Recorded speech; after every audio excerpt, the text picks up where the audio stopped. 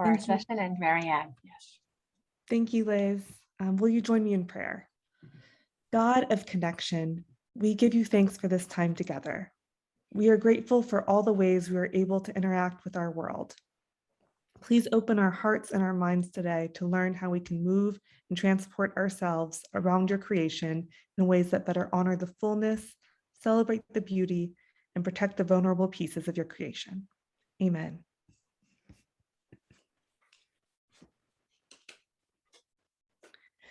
For our Sisterhood of Grace, just some reminders for today. Our Sisterhood of Grace asks us that we listen actively with head and heart, speak from your own experience, be aware of body language, respect confidentiality, own your intentions and your impact, practice sustainability, expect unfinished business, both discomfort and joy. Thank you, Marianne, for that prayer and Sisterhood of Grace. We are thrilled that you are with us today as we get into this really exciting topic. And again, my name is Elizabeth Chunhe, or Liz Lee, with United Methodist Women. I serve as the Executive for Economic and Environmental Justice and Climate Justice Lead. And today is actually my 5th year working at United Methodist Women. Before that, I was with the General Board of Global Ministries and the World Council of Churches UN office doing advocacy there. But it's such a joy to be in community with so many passionate and committed women and sisterhood of faith engaged in really loving God's creation, loving one another, and seeking justice for all in our communities as well. So our topic today is ensuring justice and equity in electric vehicles. This is actually the second part of our Advancing Just Energy for All through Transportation. And so what we're going to do today is do some framing. Then we'll actually hear from one of our UMW leaders, Francine Davis-Motley, speak around advocating for clean air through electric vehicles. Alexis Blomquist will be speaking around diversity, equity, and inclusion in transportation, both the past and present.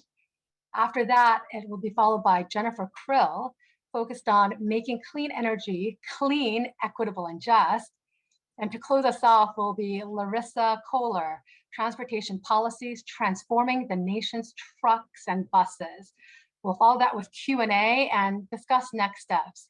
And this is really important for us at United Methodist Women, because for some time we have been speaking about the urgency to address the climate crisis, that we want to advance just energy solutions.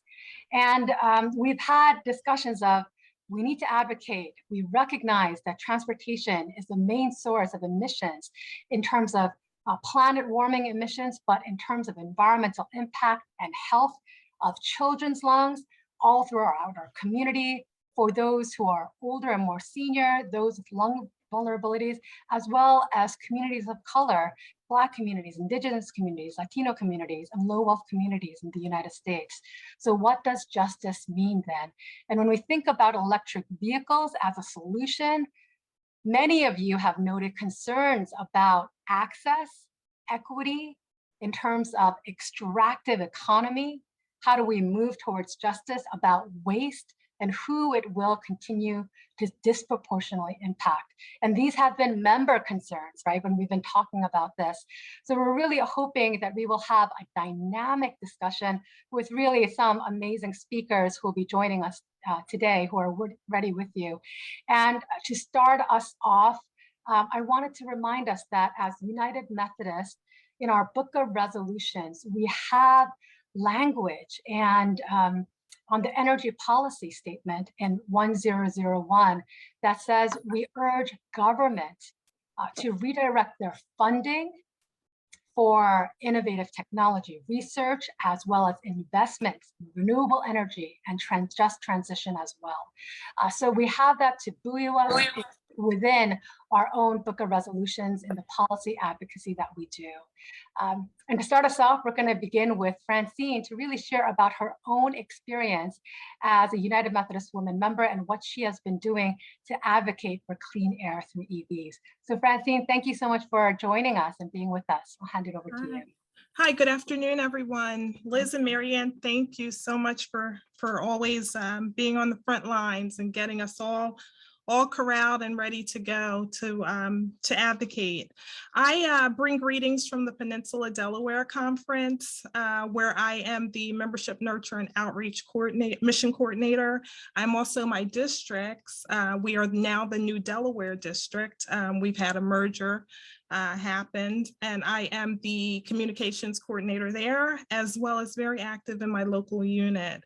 I think I see my unit president on here today, and as I scroll through the participant list, I see all of my wonderful UMW sisters who I've gotten to meet on Mighty Networks and across trainings and different travels throughout UMW. So I'm here today advocating for 100% renewable energy that is cleaner and more just for all of God's people and creation, as many of you are. I've worked in the education field for over 10 years, and the students that I work with have multiple disabilities. They're the best, I say I have the best students in the state.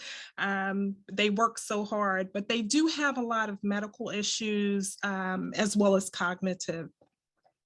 As a woman of faith and an educator, I am constantly urging my legislators to pass a budget with ambitious investments towards clean transportation infrastructure, environmental justice, and climate solutions. And I love that question on the quiz, on the poll just then, like, where are the charging stations?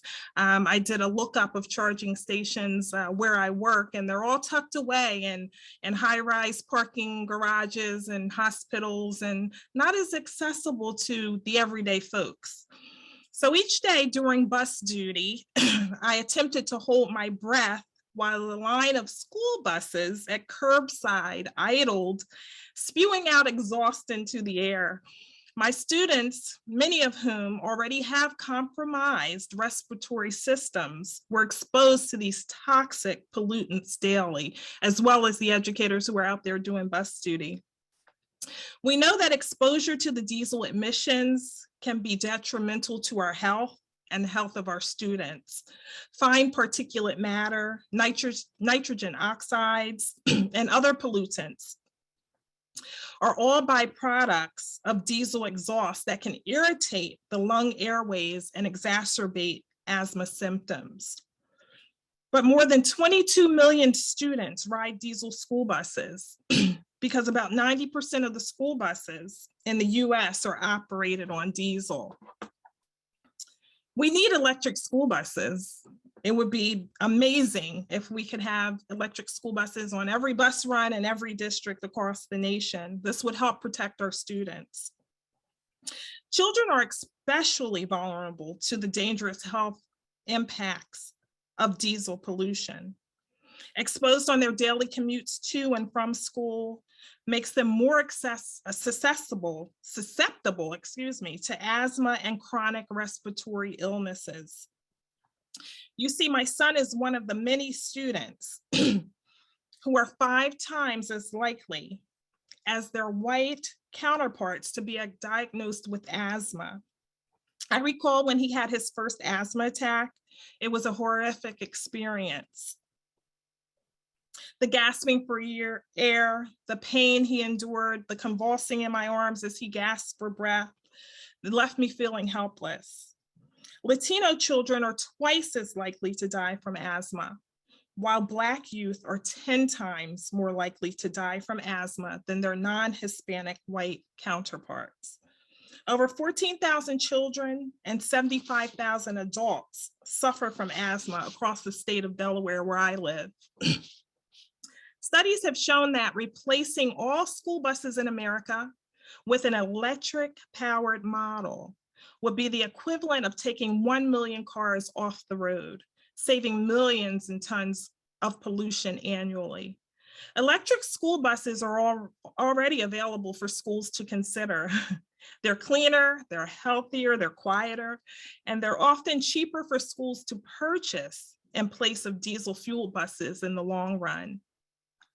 Electric school buses have zero tailpipe emissions, which would reduce student exposure to toxic pollution on a daily basis. But as the upfront costs to purchase electric school buses are high, that is why Congress must increase investments to replace all diesel school buses with electric. Every student's health depends on it. Our students riding school buses and residents near major roadways and other pollution hotspots will benefit from the better air quality afforded by electric transportation. Low-income communities and communities of color bear the brunt of air pollution and the climate crisis. They're our frontline communities. Delawareans are looking for ambitious investments in clean vehicles and infrastructure. Our children's health will continue to suffer if we don't move in that direction. We need to protect their health, fight climate change, and take steps to invest in cleaner vehicles. Thank you so much, Francine, for your work and continued advocacy. And for those of you who don't know, Francine actually spoke at a press conference with one of the senators in Delaware just a few weeks ago, advocating and urging Congress to make ambitious legislation around climate justice and especially on electric school buses. So thank you, Francine. And you are just one of many United Methodist women who are doing this work. And I hope for those of you who are listening, that you get encouraged, right? That we as women of faith can also be speaking and also see those connections as well that's impacting our own communities. So thank you, Francine, for grounding us in that. And I think this is a great way to begin because electric vehicle possibilities and all of these things around clean air in our transportation are impacting our communities directly. So next we'll be hearing from Alexis. And Alexis, thank you for being available to really talk about equity and inclusion, right, in the past context and today. So I'll hand it over to you. And I think Marianne will start sharing your slides as well. Yeah, I'm happy to join everyone today. I'll do a quick introduction. But before I get there, I want to just give a round of applause to Francine for that awesome intro. Everything that you said, I want to echo in this presentation because this is a crucial technology frontier that we're crossing with the ability to change lives. So, awesome. I see if the slides are up. So today we're going to be taking a look at transportation in the context of equity. And look at how advances in transportation can address some of the current inequities that exist in vulnerable communities and expand opportunities for all. Go ahead and go to the next slide.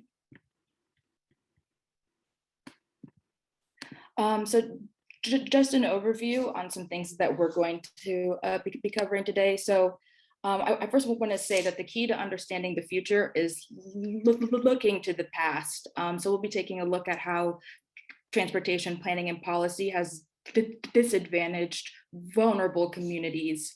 And we need to use this historical context to build the impetus for getting this new transportation frontier technology right. So we're going to look at these things in context and then also take a look at policies that support equitable electrification. And then if you like the work that and the things that we talk about today, we will be plugging a national conference at the end of the conversation. Next slide, please. So just, sorry, I don't think this is the correct slide. Should be a background on EV Noir.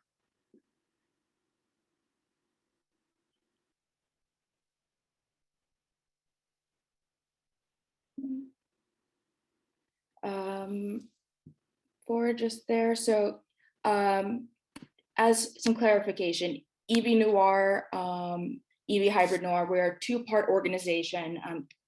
EV Noir is our award-winning consulting group that takes a multimodal approach to transportation and centers diversity, equity, inclusion in the work we do.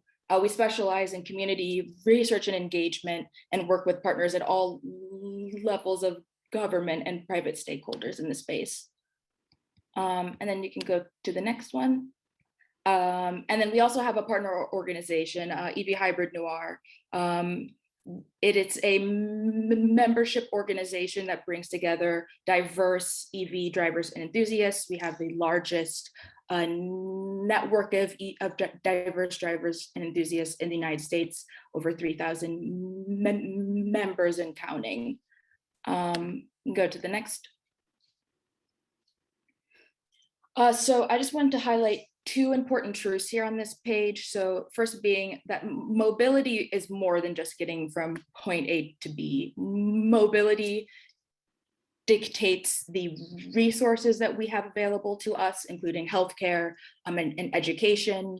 It impacts the economic development and social mobility that we have, and determines the quality of life that ultimately is available to us. And the second important part of the slide is that transportation is a privilege. It's not a right in this country. And the privilege that transportation affords certain communities is a big reason why we have communities in this country that don't have equal opportunities. You can go to the next slide. So we'll take a look at destructive transportation policies and practices. You can go ahead.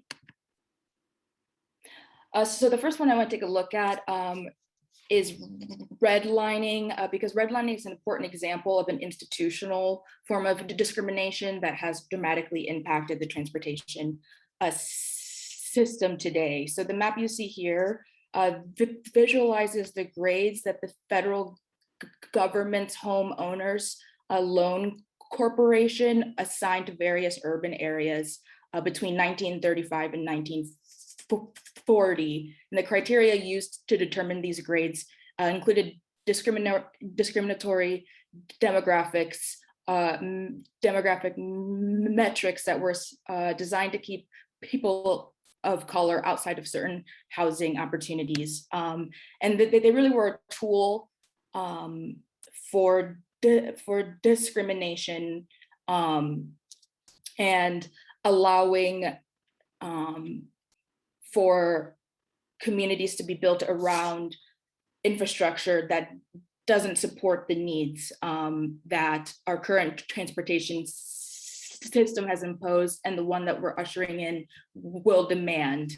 And this is another important angle to this conversation, is that home ownership is one of the most significant means of intergenerational wealth building in the United States. So the fact that these redlining practices from 8 decades ago still impact life today is an important piece to transportation in context of equity. You can go to the next slide. So as I was mentioning with redlining, one of the most crucial disparities we see are in home ownership rates. So as you see in the graph here, 3 out of every 4 white residents in the United States owns their home, compared to less than half of Black residents who owns their home. And this becomes a critical issue when we try to look at charging infrastructure. For example, if you don't have a dedicated space to charge a vehicle, there's not the same impetus or availability to get a vehicle that doesn't match the needs and availabilities that you have in your home. Next slide, please. So another angle and dimension to this narrative is the presence of zero vehicle households. In the nation's largest metropolitan areas, 7.5 million households do not have access to a private car. And a majority of these zero vehicles households live in cities and earn lower incomes. So it becomes important that these communities are served by a robust public transportation system, because if they're not, the way that our transportation system is currently designed prioritizes private vehicle ownership and use, and leaves zero vehicle households at a structural disadvantage due to ever-growing distances between locations. You can go to the next slide. So I also want to take a look at the way that transportation has disrupted communities that were already in place. So you see three maps here that illustrate the demographics of areas before major transportation planning and projects. So I want to highlight right in the center, Chattanooga, Tennessee, communities that were walled off because of transportation planning became known as border vacuums because of the lack of resources and jobs that existed in those areas compared to areas that were not disrupted by transportation planning. You can go to the next slide. And then I'll also pick out another example here to highlight. In Detroit, the neighborhood known as the Black Bottom was destroyed in the process of building these highways and systems because it isolated Black communities from resources in areas that kept communities robust. And today, few traces remain of the neighborhood and the life that was there, aside from historical markers. You can go to the next slide. So a glaring part of this conversation is how transportation generates emission and who those emissions are really impacting. So a study published in March of 2020 by the National Academy of Science tries to show the difference in the exposure versus the causation of pollution in the United States. So as you see from the far left chart, Black populations on average experience the highest absolute pollution levels.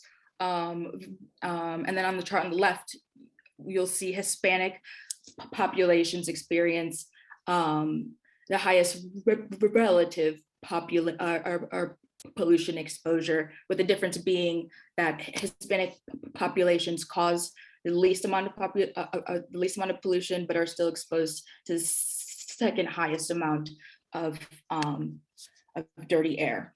You can go to the next slide.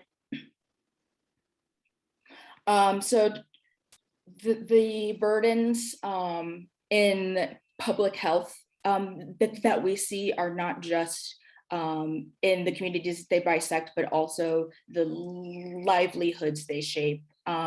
So fence line communities are defined as communities located to a corporate, industrial, or service facility and are directly affected in some way by the facility's operation.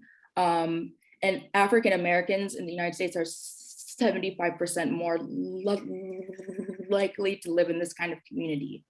African American children are twice as likely to develop asthma. And despite making up 13% of the population, 63% of African Americans live within 30 miles of a coal-fired plant. And a really important issue that's emerging with rising tides is erosion for indigenous communities that depend on land stability and access to sea. And as you see here, 87% of Alaskan Native communities are affected by coastal erosion.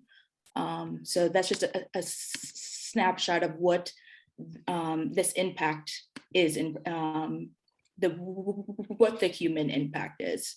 You can go to the next slide. So just to again reiterate the effects of the transportation system, we see it also in the health of populations. You see there's long-term and short-term impacts that impact life expectancy, fertility, childhood outcomes, all the way to the end of life outcomes. You can go to the next slide.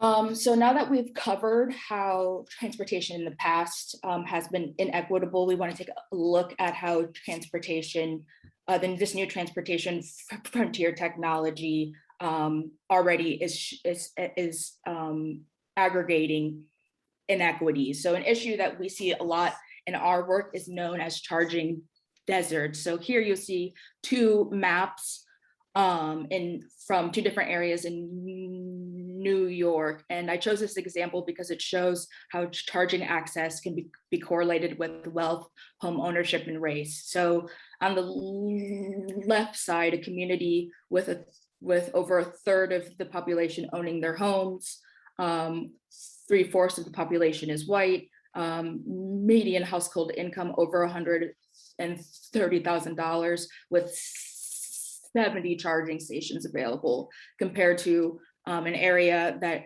is more diverse, less wealthy, and with a lower rate of home ownership. And charging deserts present an issue for all modes of electrification, because the cars that use these charging stations aren't just your own. It's also rideshare and car share platforms that have EV models.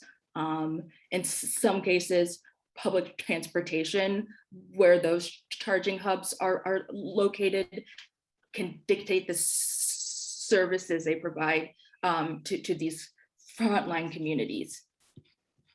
You can go to the next slide.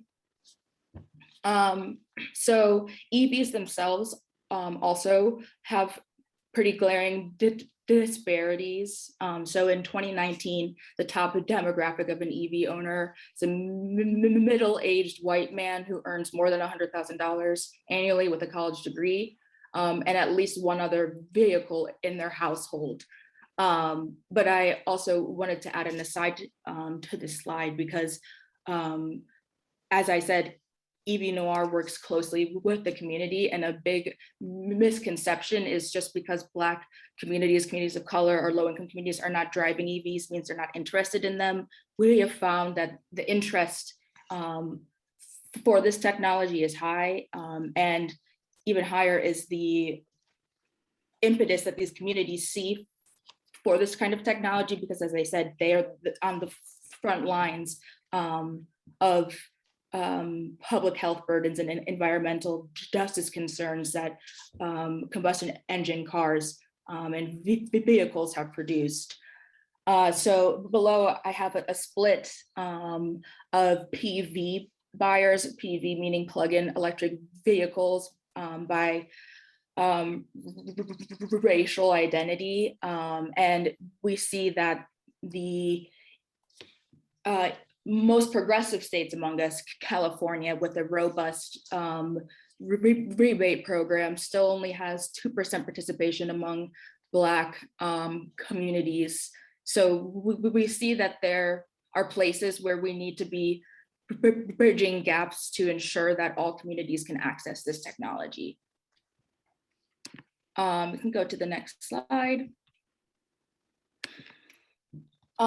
So part of what we learn as we talk to these communities are the barriers that they themselves see to accessing this technology. And here are 5 of the main ones that we have found in our work.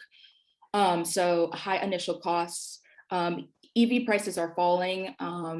As an aside, the most expensive component of an EV is the battery, and the battery costs are dropping quickly. So we are seeing costs drop, but still in communities that are cash strapped, high initial cost can provide an insurmountable barrier without other financial assistance. people feel that EVs don't represent their lifestyle because people that we see that drive EVs, the communities that they've been tailored to, don't match their communities. Communities of color want diverse EV models that can work for a variety of use cases in their life.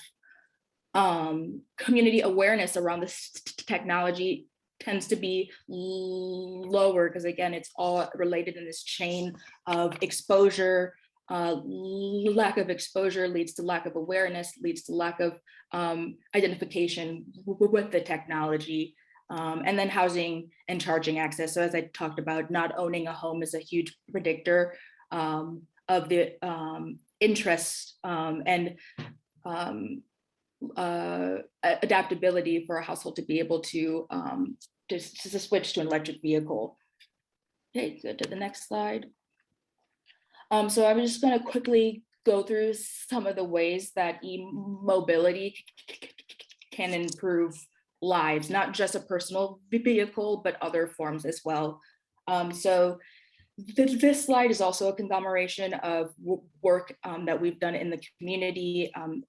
This particular study was conducted in California, where we talked about how rideshare impacts frontline communities. And we find that communities that have to stand outside after dark and wait for a bus might not feel as secure and rely on an option that allows them to get home if they're working late. Job opportunities, these jobs tend to have a low barrier to entry, but also provide an income source for vulnerable communities. And we'll be the first to say that these jobs aren't perfect, but they provide an important intermediary income source. Closing gaps in transportation routes. People who live far away from a transportation hub or use a park and ride might need a ride to get to those locations in order to access transportation options. And then last thing I'll highlight, COVID-19 did amplify the need for rideshare as public transportation options became more scarce, but even more so for people of color. You can go to the next slide. AV technology, it's on the horizon. It isn't here yet, but it's also an important conversation to be having now because of the benefits that frontline communities can reap. So frontline communities tend to be more involved in more traffic fatalities because infrastructure is not as safe in communities. Walking tends to be disproportionately dangerous. The next point being that a lot of these communities are isolated from fresh food, and having an AV route that would go by a food store could connect people with food options. Also, vulnerability of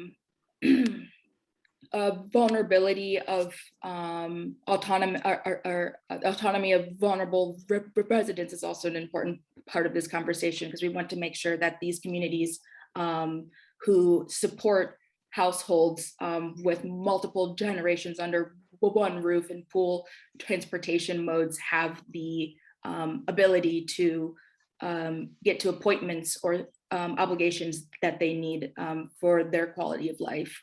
And last point I'll make before I'll pass over the mic here is that people without a license who can't drive but need a personal vehicle can, for example, be undocumented and can't ride a public transportation mode without the fear of being stopped and inquired.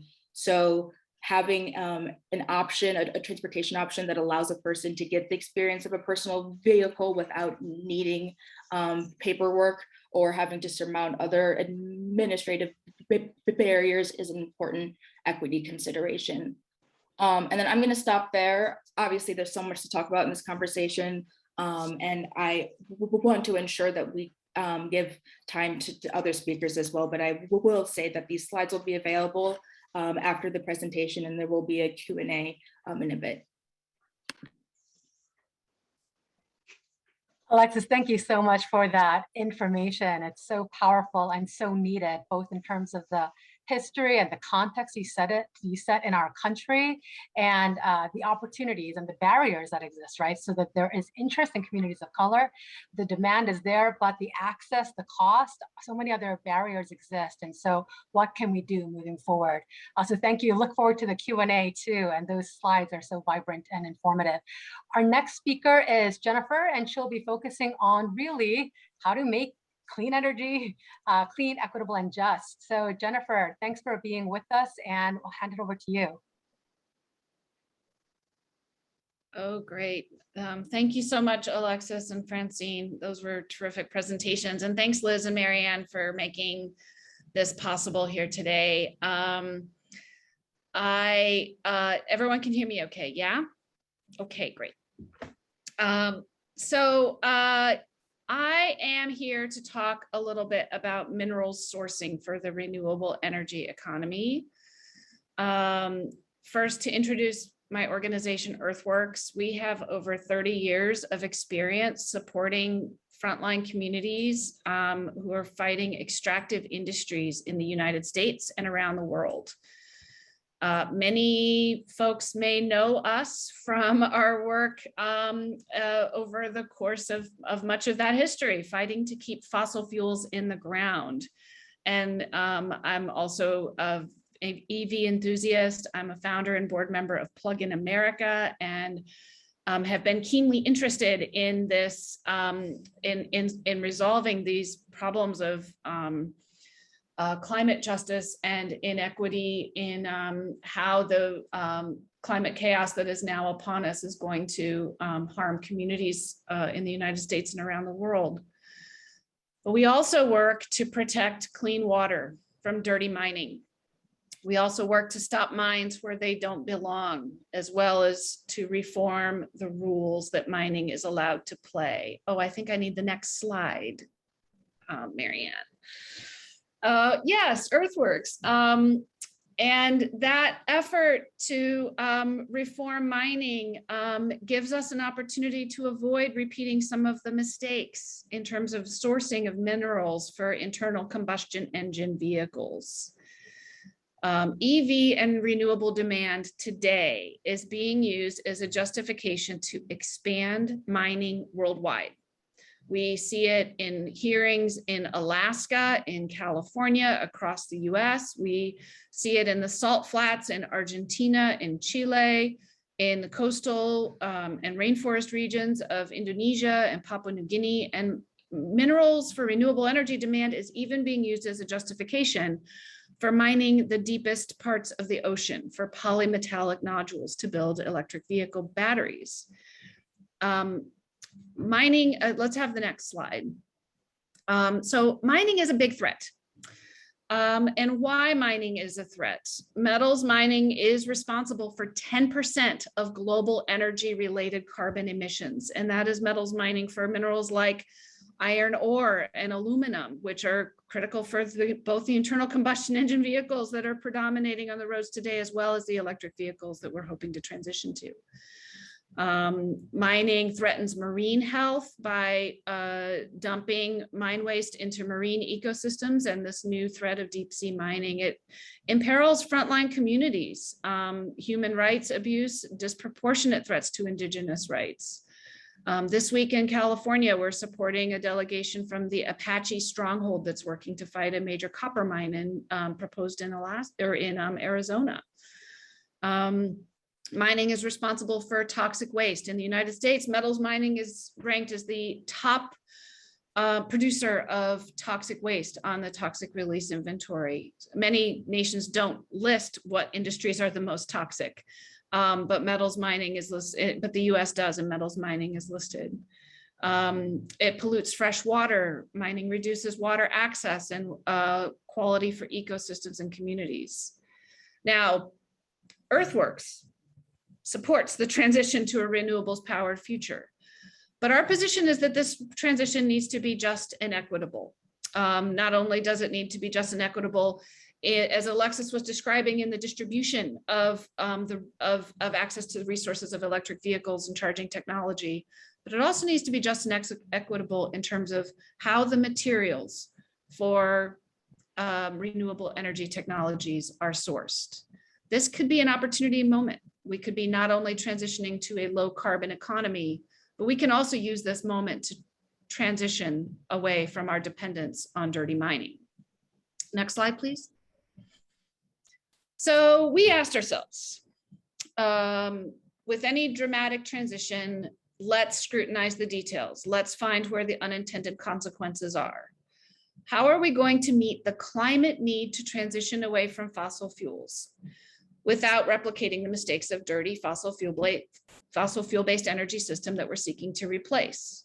So we said, what metals do we need?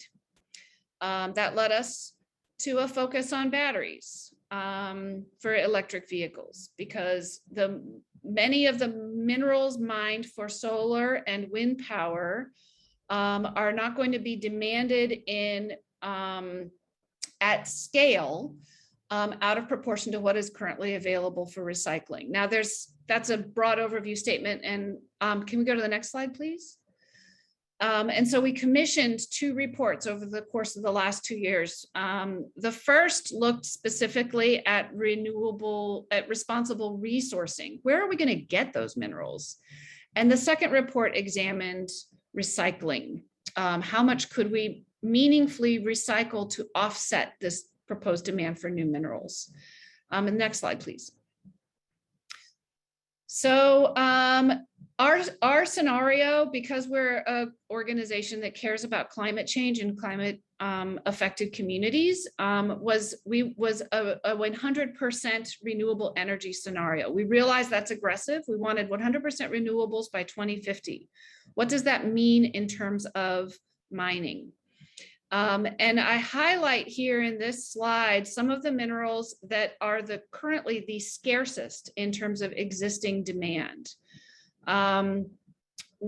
Aluminum is a very high energy intensive mineral, but it's actually rather widely available now, and recycling could be picked up. Whereas cobalt, with the red box around it down there, cobalt is extremely worrying.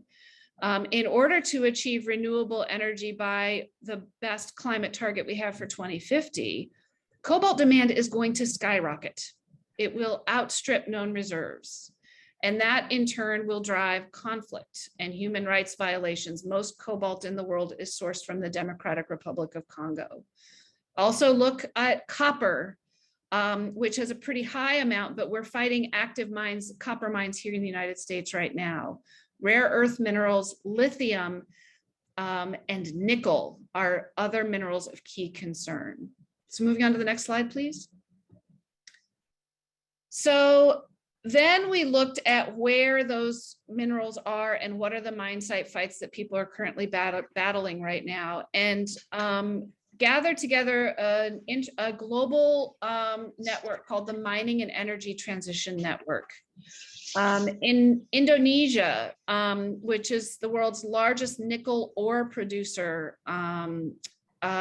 indigenous allies are fighting the Weda Bay mine project that would dump mine waste into the ocean, and the Ramu cobalt nickel mine in Papua New Guinea already practices ocean mine waste dumping, and communities there are trying to stop it to protect their fisheries and their ecosystems. Cobalt is sourced from the Democratic Republic of Congo, where there have been significant human rights violations and environmental impacts. And the communities who are on the front lines of these projects are not receiving the economic benefits from this increased demand.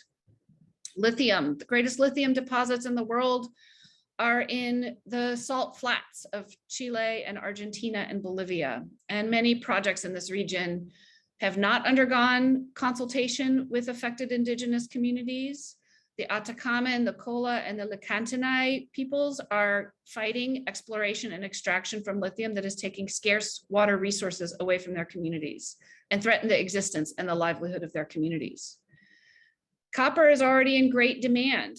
or in great supply, but new mine proposals are threatening communities such as the community I mentioned earlier in Arizona, where the Apache are fighting to protect sacred lands from the proposed Resolution copper mine, or in Bristol Bay, where the largest remaining salmon fishery in the world and most productive salmon fishery in the world is threatened by the proposed Pebble mine, a copper mine. I'm going to go on to the next slide, please. So our second report in our second report, we said, okay, this is bad. This is a problem. What can we do in terms of recycling? The good news is that we found that recycling does have a very high potential to offset demand for new mining for clean energy. Right now, these recycling systems are nascent, and we need your help, the help of everybody who supports the electric vehicle transition and who is worried about frontline communities to support maximum recycling for the minerals that are needed for the renewable energy transition and for the EV transition. Next slide, please. There are also a number of non-recycling options that can reduce demand that include extending the battery lifetimes, that can include reuse of batteries into like a second life, shifting away from private car ownership and improving public transit. We looked in that second report, which you can find on our website, we looked at all of the different strategies. If we maximize these strategies, how they can reduce the demand for new minerals. And so then the next slide, please. Oh, yes, that's the one.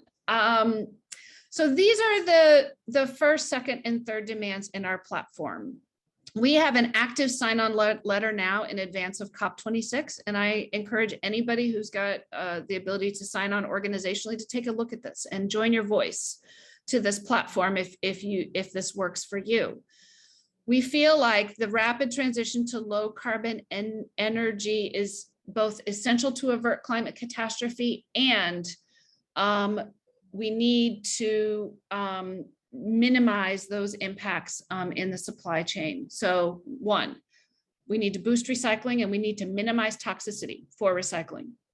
All policy interventions to encourage recovery and reuse and that lift the removal barriers and that ensure that there's worker protection for health and safety on the way are essential. Number two, we need to shift consumption and transportation. The single-use vehicle model that has driven all of the mining impacts that we've had to this day needs to be transitioned away to bike transit, to public transit. And yes, those do need to be electric rather than fossil fuel powered. But in shifting the model, we can also shift the demand. Finally, when new mining must be done, because even with those optimistic recycling figures, we couldn't get to 100%. We have never demanded as much lithium in human history as we are about to demand with the electric vehicle transition. We need to ensure that those minerals are responsibly sourced. And Earthworks has been working with labor unions, frontline mining community groups, the mining industry, and downstream users to develop a third-party high bar code of conduct and standards called the Initiative for Responsible Mining Assurance. So when new mining must be done, we want it to be IRMA certified. So finally, I'll just end there and say that the US has a lot of policy opportunity right now with the Biden administration, pushing for EVs and very high EV demands coming from states across the country. Let's use this as an opportunity to change the mining rules. The Biden administration also has the ability at the executive level to push for responsible material sourcing and to push for better mining rules that govern mining in the United States. Thank you so much for having us. Thank you so much, Jennifer, for that really informative situation in terms of we want to go 100% renewable, but what does that mean and who is being harmed in that process? And you were speaking about cobalt and just in particular, you know, the demand is a skyrocket. It's going to drive conflict, and that most of the cobalt is sourced in DRC. And the United Methodist Church membership is global. We have a very large presence of our members. We have 3 conferences actually in the Democratic Republic of Congo. So what does solidarity mean, right? As people of faith within the United Methodist Church as well, seeking justice for one another. So really, thank you for sharing that. And we're going and just that information and opportunities to engage. I'm going to now transition where Larissa is going to be speaking about transportation policies, transforming the nation's truck and buses. So Larissa, thank you so much for being with us. Hi, everyone.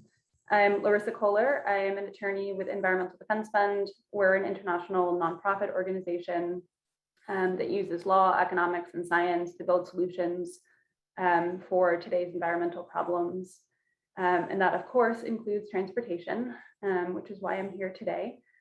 I am going to hopefully build on the excellent presentations that you just heard from Alexis and Jennifer and start to describe some of the policy interventions that we're seeing at the federal and state level with an emphasis on trucks and buses. While passenger vehicles are, of course, critically important to electrify, we also need to focus on the diesel trucks and buses that are riding through our communities. Okay, so next slide, please. Great. So just want to spend some time framing the problem, which I think you've heard a lot of great information about already, but just briefly, transportation is responsible in the nationwide for 29% of greenhouse gas emissions. And it is a sector that has actually increased its GHG emissions between 1990 and 2019. It was a sector that increased its GHG emissions more in absolute terms than any other sector. It's a problem.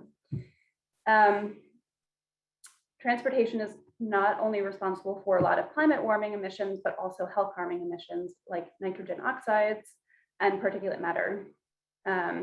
Trucks and buses are a significant portion of that, despite making up only about 5% of the vehicles on the road. Diesel trucks are responsible for significant levels of smog forming pollution and almost a quarter of these climate warming emissions. Of course, as everyone on this call knows, those emissions are not distributed evenly. Across the United States, Asian Americans are exposed to fine particulate matter 34% more than white Americans, while African Americans and Latinos are exposed to 24 and 23% more respectively. These emissions lead to a wide range of negative health effects, which are especially dangerous to children, seniors, people living with respiratory ailments like asthma, and of course, low income and communities of color that are disproportionately impacted by pollution because they're more likely to live near freight corridors, ports, rail yards, and other major sources of pollution. The health impacts of climate change are also not evenly felt. As a recent IPCC report puts it, while no one is safe from the risks of climate change, the people whose health is being harmed first and worst by the climate crisis are the people who contribute least to its causes and who are least able to protect themselves and their families against it, namely people in low income and disadvantaged countries and communities. So how do we solve this? Eliminating tailpipe emissions by making transition to zero emission vehicles is of course a critical and non-negotiable step in the right direction. But we need to make sure we're considering this from a more holistic perspective in order to make the transition as cost effective and equitable as possible. So this includes, but is not limited to, ensuring policies are built with the input of pollution burdened communities and that they prioritize those communities, looking at the source of the energy that's powering these vehicles, looking at the impact of brake and tire wear on emissions, and evaluating, as Jennifer said, the impact of battery production, disposal, and recycling, which are all critical to determining the actual life cycle impacts and being able to formulate policies that address those emissions from a holistic perspective.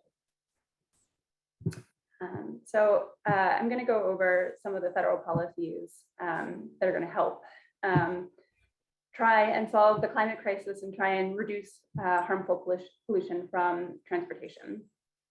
So first, thankfully, the United States is once again a member of the Paris Agreement. We rejoined in February 2021, and this is an international binding treaty that, among other things, requires each country to set emission reduction targets that are reviewed every 5 years. As part of this commitment, President Biden has committed to cutting greenhouse gas emissions by 50 to 52% below 2005 levels by 2030.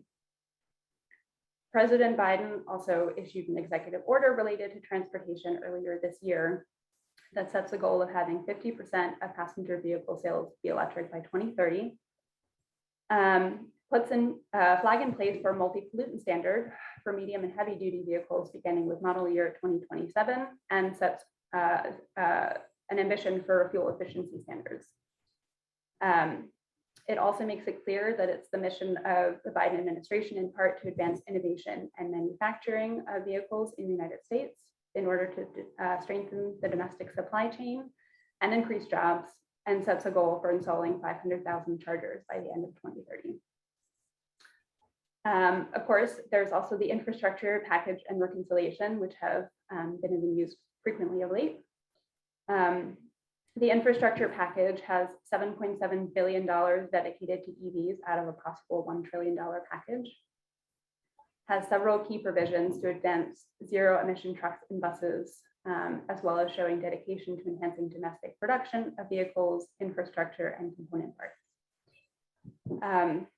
The hope is that we get a House vote on the infrastructure package by October 31st, but that could of course get extended again. Speaker Pelosi had passed an extension until the end of October to make a decision on surface transportation when reauthorization of federal highway programs expires. But if a deal can't be reached, that extension could get extended again. I know we're a bit short on time, so I'm going to refrain from going through all of the components of reconciliation and the infrastructure package, but suffices to say that there is an emphasis on funding zero emission school buses, charging station, vehicles that go in and out of ports, transit buses, as well as making sure that there is research done on electric vehicle battery second life applications, domestic supply chain for batteries, and making sure that the vehicle's component parts and charging stations are made in the United States. And the last thing I'll say on reconciliation is just that, again, lots of emphasis on electric vehicles, 7.7 billion dedicated to zero emission vehicles out of a possible $3.5 trillion package.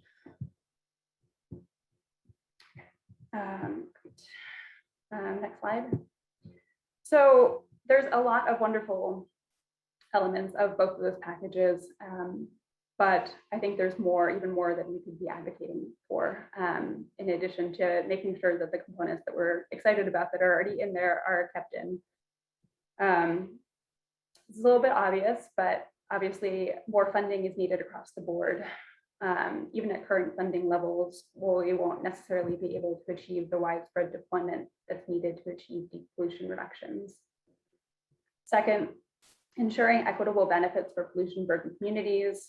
The Biden administration has taken several significant steps to ensure that, with the formulation of the White House Environmental Justice Advisory Council and the National Environmental Justice Advocacy Council that advises the Environmental Protection Agency, as well as the Justice 40 Initiative, which requires 40% of investments to be made in disadvantaged and pollution burdened communities. But we need to make sure that the states that are getting this funding are actually distributing that funding in an equitable way. So we need to make sure that states are liaising with community-based and environmental justice groups, that they're held to robust reporting requirements, and that the two advisory councils that I mentioned before are involved in the decision-making that goes into those grants.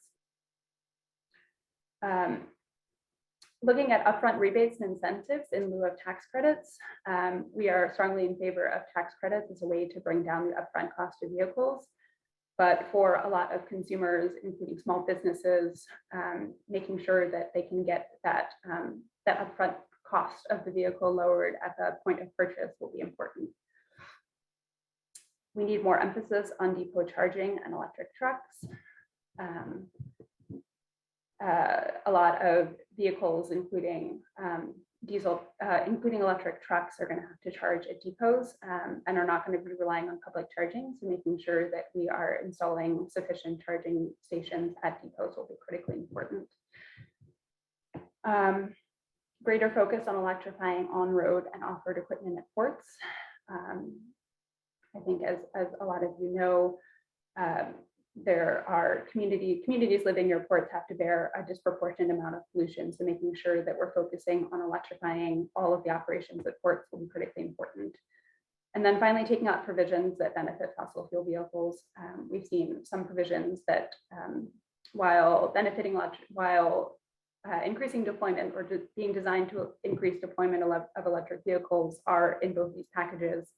There is still some money going to low emission vehicles like natural gas and propane fueled trucks and buses. Okay, I will try and fly through some of the state policies now. So again, we can leave plenty of time for questions and answers. But aside from federal policies, there are a number of key state policies that are happening across the country. And this includes the Advanced Clean Trucks Rule, a sales mandate for manufacturers that increases the number of electric trucks in particular states, and that originated in California, but is being considered by several states across the country.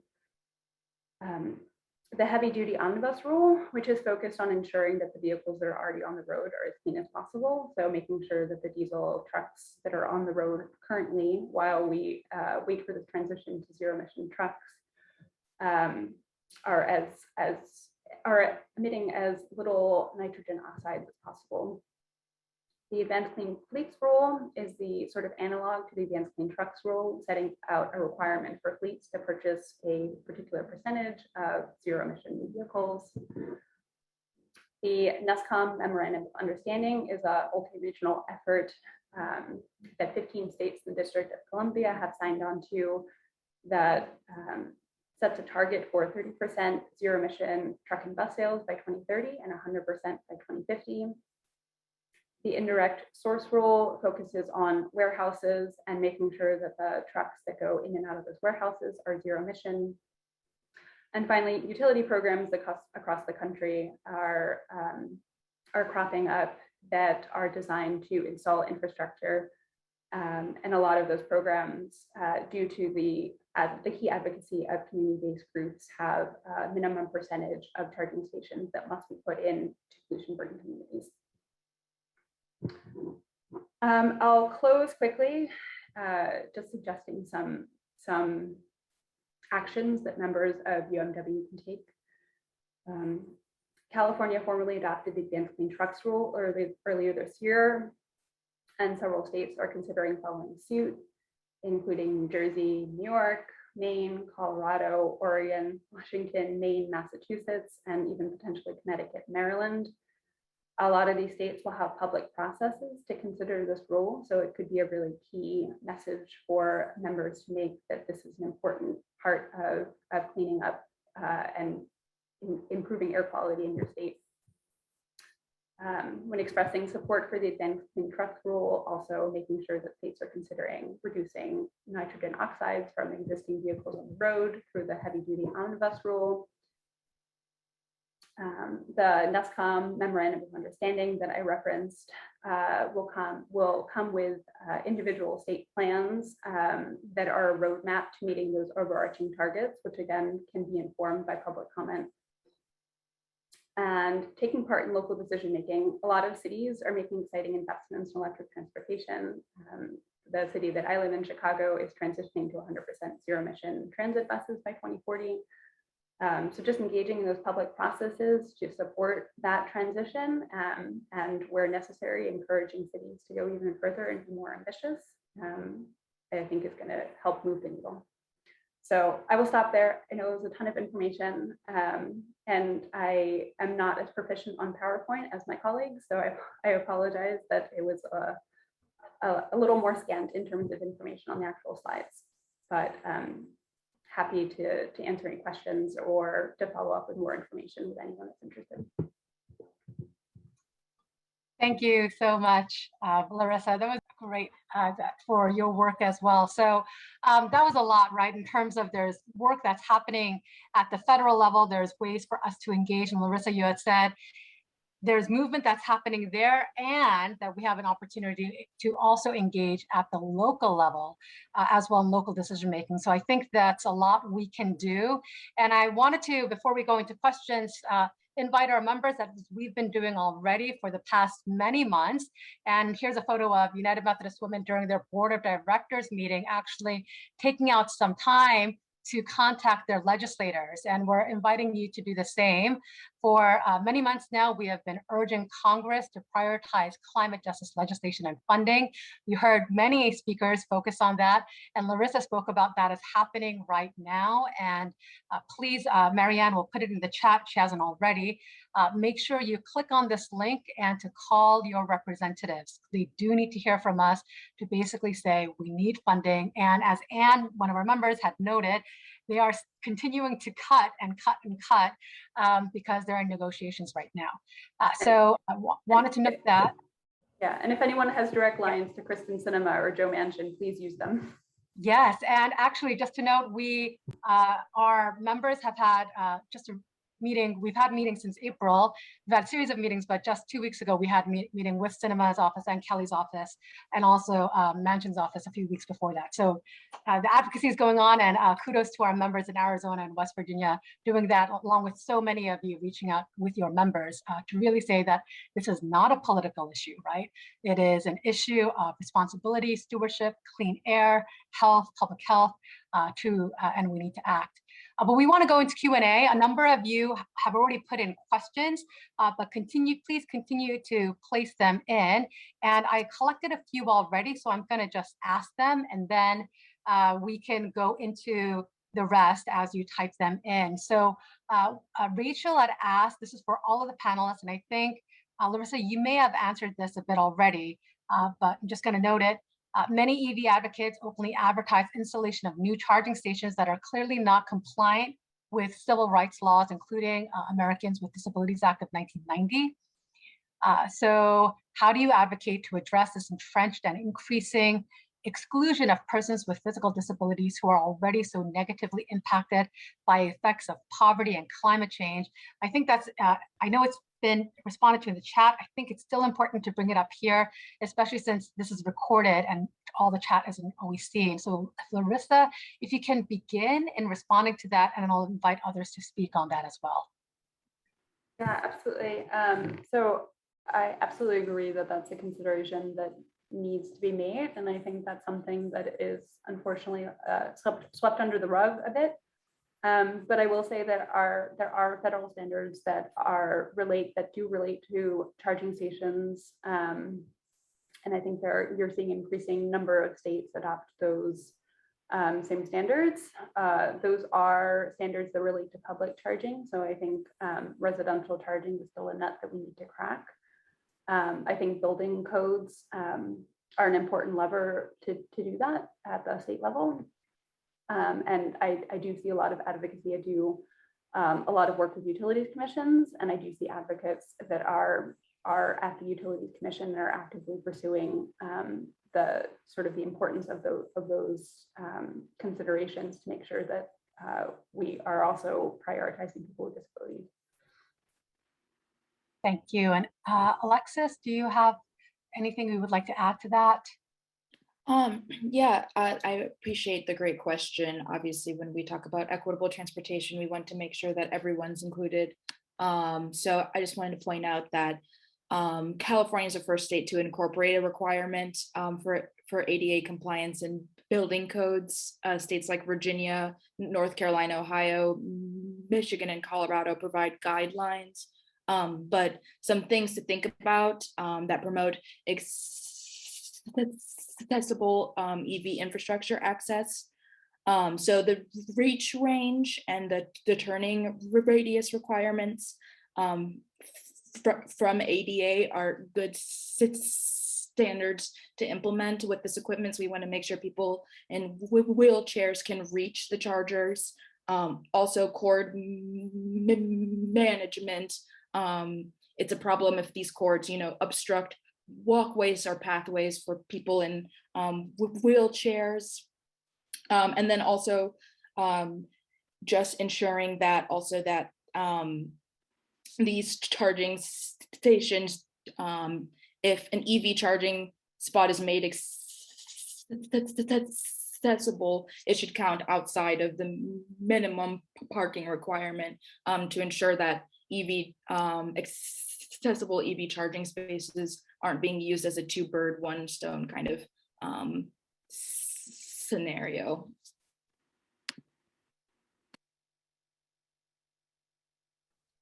Thank you. I'm just going to group some questions. There is a question right now of, do you see lack of technology slowing down the process? And are there efforts to require EV chargers in multi-unit housing and parking garages? And yes, we can definitely stop sharing the screen. Thank you, Dr. Nora. And also there was a question with regards to if there are similar programs that apply for farming machinery. We have no public transportation in the area, but lots of farming machinery. Just the last one is sourcing lithium for pharmaceuticals in competition with lithium for batteries. So there are a number of things there. I'm going to defer to you, and whoever wants to speak first, please do. I don't want to cut off Alexis or Jennifer if you all want to go first, but I was going to address briefly the question about lack of technology slowing down the process of going all electric. And I think the answer to that is the technology is there for the most part. I would say Class 8 trucks, which are the big tractor trailers, is probably the toughest nut to crack in terms of transitioning to zero emission vehicles, but we're already seeing tremendous progress there. Not just in battery electric vehicles, but also fuel cell vehicles. So I think we're already seeing big companies like Tesla starting to look at production of even those heaviest vehicles that need to travel the furthest. So I think that that's a long-winded way of saying no. I think the bigger barriers are ensuring that we have sufficient charging and really starting to bring down that upfront cost. I think someone mentioned that the operations and maintenance cost of these vehicles are favorable relative to diesel vehicles, but we need to make sure that people can actually purchase them to begin with. So we need to look at incentives and ways to bring down that upfront cost.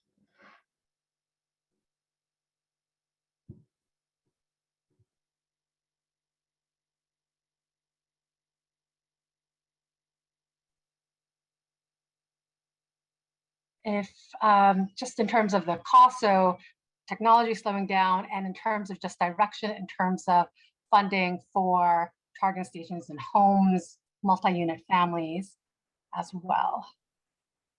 Yeah, I can take the question on multi-unit family housing. So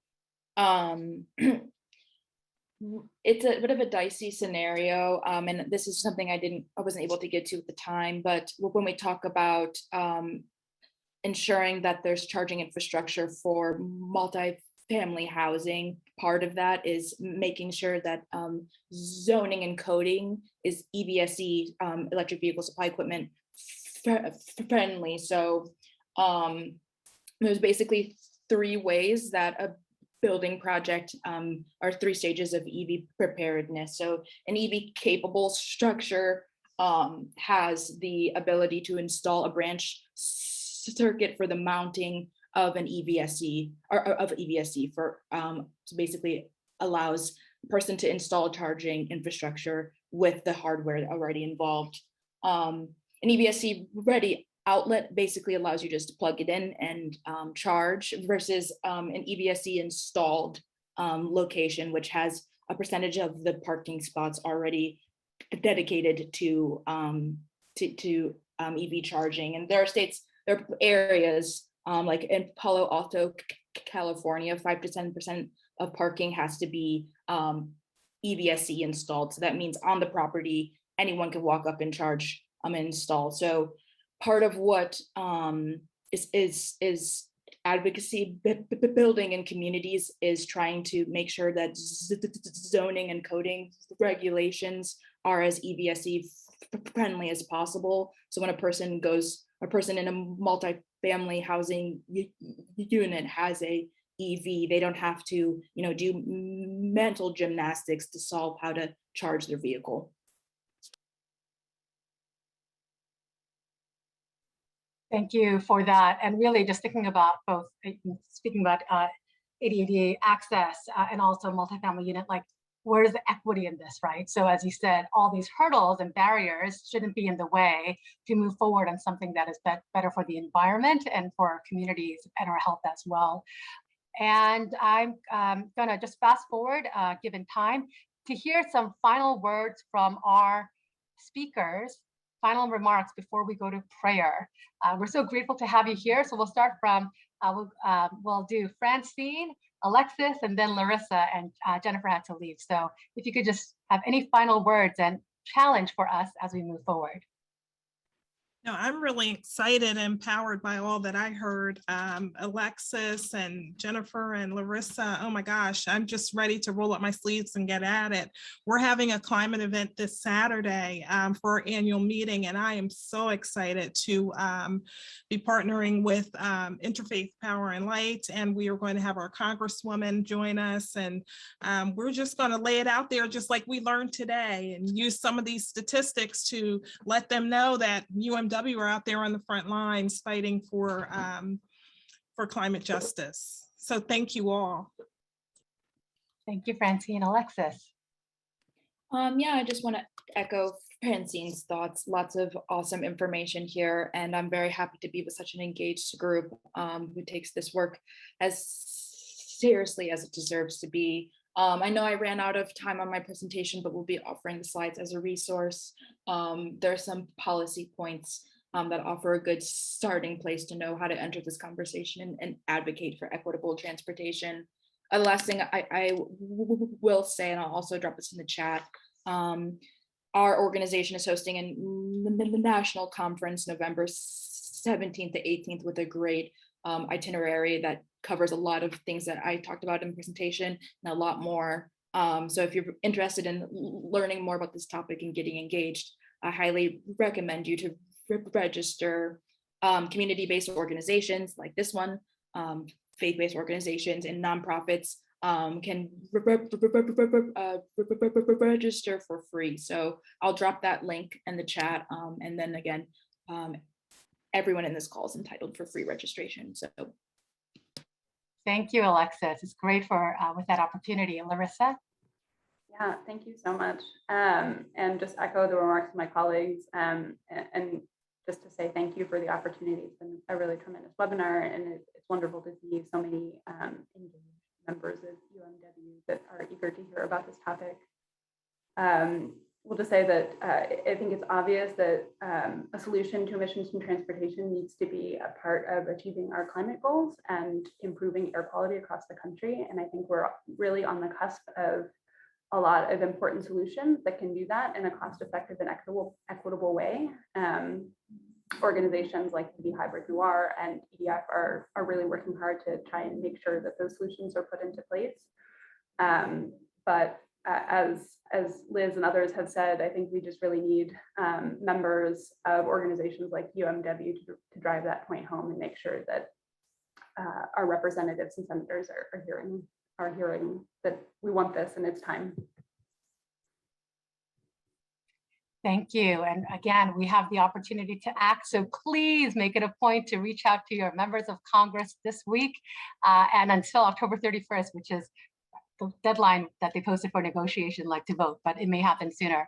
So please act as soon as you can.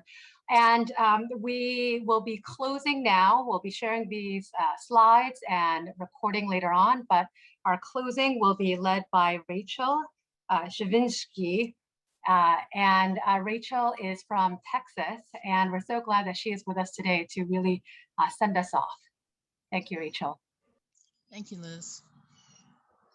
Let's take a moment to breathe and listen to the Holy Spirit within us. Our holy source of being, we revere you. We turn towards you, our hearts filled with gratitude for the overwhelming reminder of your constant presence in the natural world. We turn toward each other as reflections of your image with a deep longing to gather and be together.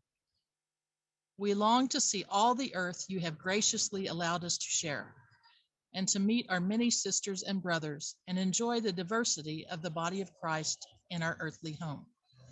We recognize much of these longings as holy and part of the nature you created in us. How can we gather in such ways as to share this joy of discovery? How can we work in such ways as to provide life to others? How can we answer your daily call upon our lives in such ways as to work, communicate, and live in support of each other?